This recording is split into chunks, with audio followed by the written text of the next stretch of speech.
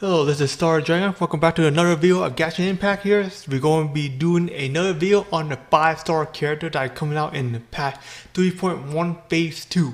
So before we get into this video, go ahead and hit the subscribe button, hit the bell so then you won't miss any more of my latest video like this one. I'll be taking a break on Thursday this week though, so then I need to catch up for some things. Friday, I'm probably not going to be on because I got some chores to do. On Saturday, I guarantee you I'm going to be live streaming then. If something comes up and I'm not live streaming, then it's just like if I'm not live streaming, then something just must have came up, then I couldn't do it. That's how it is for me. It just come up out of surprise out of nowhere. So yeah, in my live stream I got cut short because my pin jump up so high, and I was playing a little bit while right now too, and then actually the pin jumped up again for a short while, then back to normal. But for some reason. It happened when I was still in the game. I actually cut off a live stream and it's still happening, so I gotta log out of the game and yeah, you know. But anyway, let's get into the video. So it's gonna be Nilou here. I think that's how you pronounce her name, and all the information I'm gonna give you here, sometimes it's not gonna be accurate how it used to be, as accurate it can get because they might change her. So what do we know about Nilou right now? So she's a sword character, and then you guys actually seen the leak. She's actually a mage, but she's actually not no more. She's actually a sword. She's a sword character, hydro character, and one who danced in the theater. You guys did play the Arcane quest, then you should already know who she actually is. So when you ascend her, she will increase HP, and you will actually need to grab a material in order to ascend her. You can actually grab the material from the boss in the Drake, the Arn Drake, that's what you call it. It's actually a new boss that came out, and this is actually a boss you actually need a farm in order to ascend her, and you need 46 of them. So an active skill here, normal attack will perform up to 3 executive strike. Charge attack will perform a turn slash, which is going to kind of spinning around and slashing the enemies. That's what she does, because her dance is based on, because her damage, her attack style is based on her dance.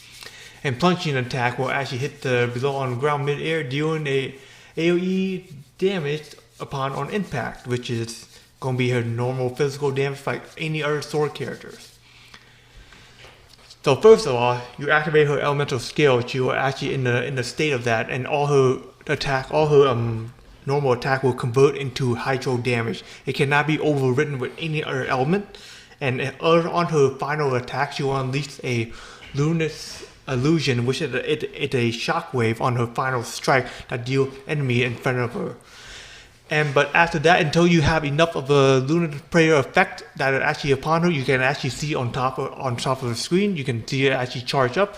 After the full charge, you can actually press your elemental skill again, and she will actually change her stance into a whirlwind state. That actually allows her to unleash a whirlwind water wheel that actually causes AoE hydro damage to an enemy, and also after that it will also cause a AoE effect by an enemy that apply a wet enemy to around her in a radius, also deal damage. She will be not able to perform any charge attack under that effect, but the effect will be removed if she leave a field. So basically you switch to a different character, or you can wait until the runs out. Then yeah, that's how it is. It hit the 8-second cooldown on that, which is pretty long for elemental skill. Not that long, but it actually is. But compared to how long the duration is, it's not going to be that long. Her elemental burst here.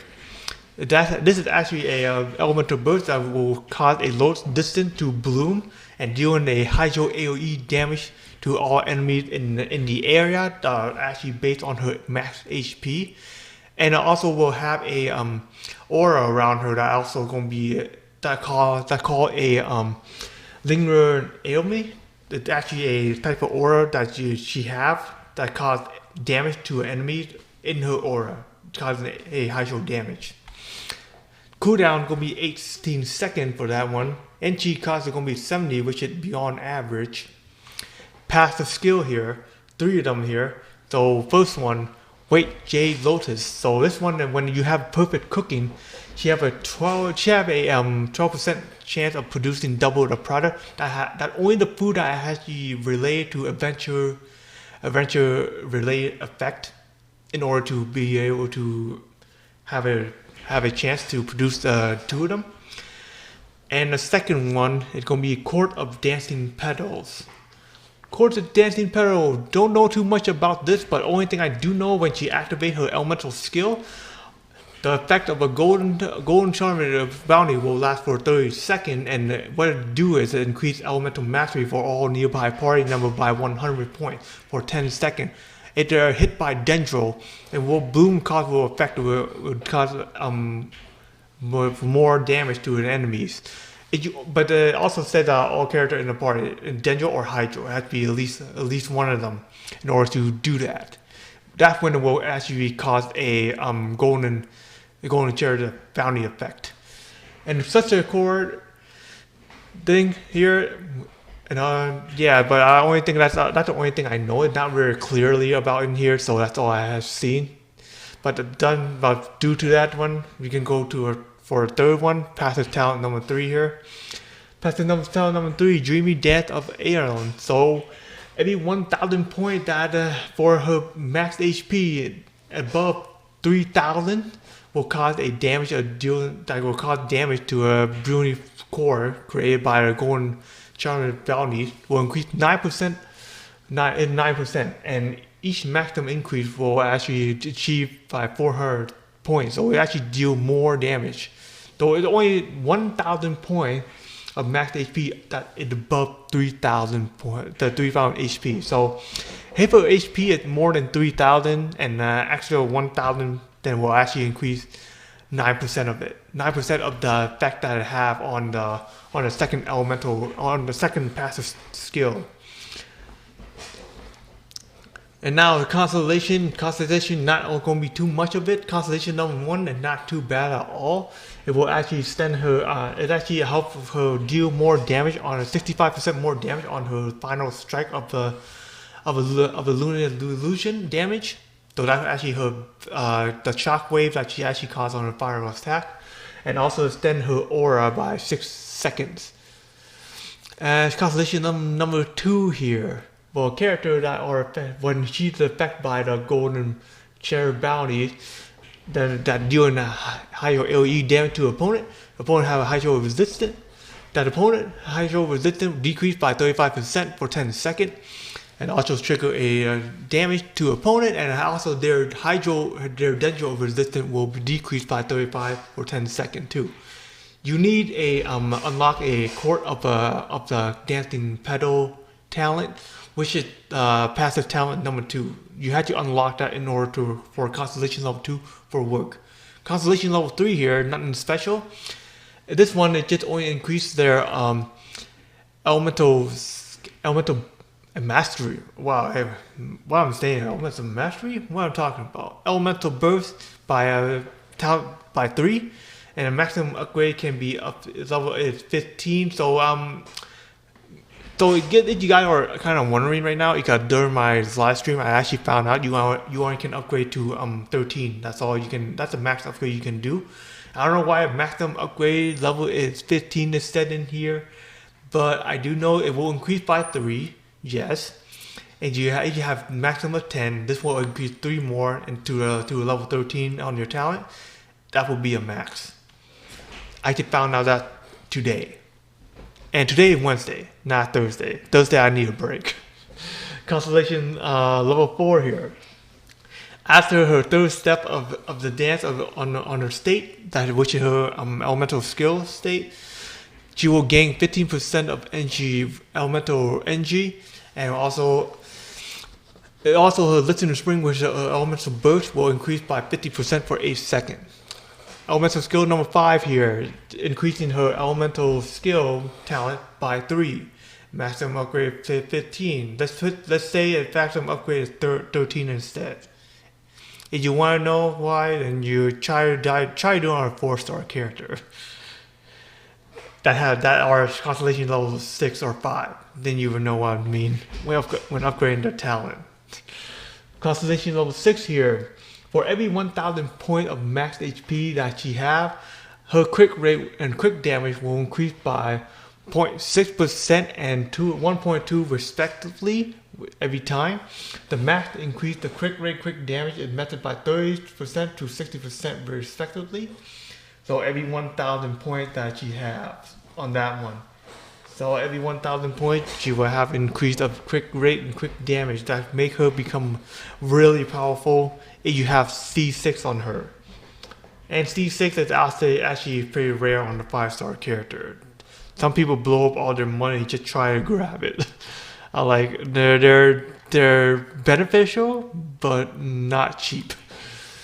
So everyone was thinking what kind of builds you should do for her. So here the build I would actually recommend you guys to do here. If you guys are doing some sort of like an AoE damage skill, 4P 10 in a millet will be best because like 4P when you use the elemental skill, hit the opponent attack nearby party number increased by 20%. And shield strength increased by 30, but the character don't have a shield. It doesn't really matter because you have a shield character that in your party, someone like Noelle, Zhongli, Diona, Yangfei, Yangfei, she's somewhere around C4, I think. And Diona, then yes, shield strength will work on them. Or else if you want to do more damage onto an opponent, here's what you could do. You could actually use 2 pieces of Hearts of Death in order to increase more hydro damage, 15% more hydro damage, and 2 pieces of Tender Milk increase more HP because her damage is increased by her HP. You can equip more hydro damage onto attack because her attack gonna be mostly hydro damage anyway. So and you guys wondering what kind of stats you should have on her. If you have a C6 on her, I don't think you need to be worried about too much. So C6, if you got C6, you get to need to build a lot. You're kind of good already. It doesn't really matter what you do after that. But listen to me here. So for a flower of life here, main stacks are going to be HP. Bloom, the feathers are going to be main stacks are going to be attack. But for substacks for both of them, quick rate, quick damage will be the best. Also have HP percentage if you can. For a better one, HP percentage, and also with HP will actually be the best for you guys to have. I know it's rare, but that's what the best way I can see. If you have a C6 on her, I don't think you even care. You can need to increase her base her HP and quick damage. That's all you need to do if you have a C6 on her.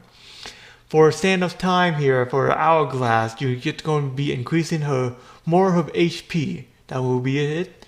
Her main stacks. Substack HP, quick rate, quick damage. That will be your best. And the last one, you can have anything you want. C6, like I already mentioned, HP and quick damage, all you need. With HP also. And the cup here, this one we're going to be a little bit different. Instead of building HP percentage, build a hydro damage bonus percentage in that one with the substack HP percent AP HP, also with the quick rate and quick damage there. For a crown, same thing, but a little bit the same, almost like the crown. What you're going to do is that you want to build between a quick rate or quick damage. I would put quick damage. If you do not have quick rate, then I expect you to put that on instead until you have enough quick rate and building her quick damage also. If you have C6 on her, build her quick damage. That's what I can say about that one. And now what we're going to see doing now, we're going to check on what kind of weapon we should build on her. And I had to pull this up because I forgot to even put it on in the first place. So you already know that she increased by her elemental, she already have a damage increased by how much HP she have, but there is no sword that will increase her HP except for the new sword that is coming out in her banner right now. It's called I don't even know what you call this, but this is actually my first time actually even seeing it too. So increased attack, that's the main one, and also increased HP percentage. And it says here, increase HP by 20%. When elemental skill hits the opponent, you will gain a grand heal effect by 20%. stretched by 20 seconds, the effect will increase the equipped character elemental mastery by 0.12% of their max HP. This effect can trigger once every 0.3 seconds, maximum of 3 stacks. When the affected gain 3 stacks, when the third stack duration refresh, the elemental skill of nearby party number will increase by 2.0% of equipped character with max HP for 20%. The effect will be very good for her, and any character that actually a sword character that actually uses HP, increased HP too. That actually want to be this is going to be very good for them. And also, you guys were wondering for who to call again? Chernobyl. The sword actually will work on her too. It looked like a great sword, but it's actually not a great sword. It's actually a one-handed sword. I saw it myself. So yeah, that's going to be one of the best swords you can use for her. If you do not have the sword for her, you can actually use a different sword. You can use a Harbor Bringer of Dawn that actually increase quick damage, attack with quick damage, and when the hit point above 90, increase quick rate by 14%. Not a bad weapon. You can use that weapon instead. And also, there is a weapon you can grab from a shop. There are actually three different type of weapon. The weapon you can grab from the shop, I'm recommending it's going to be this weapon here that you can actually do. This will be the best weapon you can actually use for it. If you want to craft one in a shop, and which is not that hard to get, you just need a blueprint for it from a weekly boss. And a Blackcliff Longsword, you can only get this one you only can get this one in the shop. If you roll enough of a points, then you can actually grab it. The black sword, you can actually grab it from a banner roll. And all the other swords are basically the same thing, but that's all I have for you guys today. You guys have any questions? Oh, by the way, this sword is actually pretty nice too. This sword you actually can get from Kazuha won the event. If you guys do not have it, that means you missed the event. But that also won another good sword too. Also a sword that have attack here, or quick rate, quick damage, or HP like this one here. It will be a good sword. If you do not have it and you want to use her, probably recommend using her. Primal Jade Cutter, also a good 5-star character, also a good 5-star sword too. It's got also increased HP. And also increased attack bonus based on 1.2% of a wielder HP. So that's actually good for her too. Even though increased quick rate, it's actually very nice. Like what you have, what's the chance you have then? So yeah, like anyway, if you have any question, go ahead and comment below in my video, and I'll catch you guys on one of my next video, man. Peace out, y'all.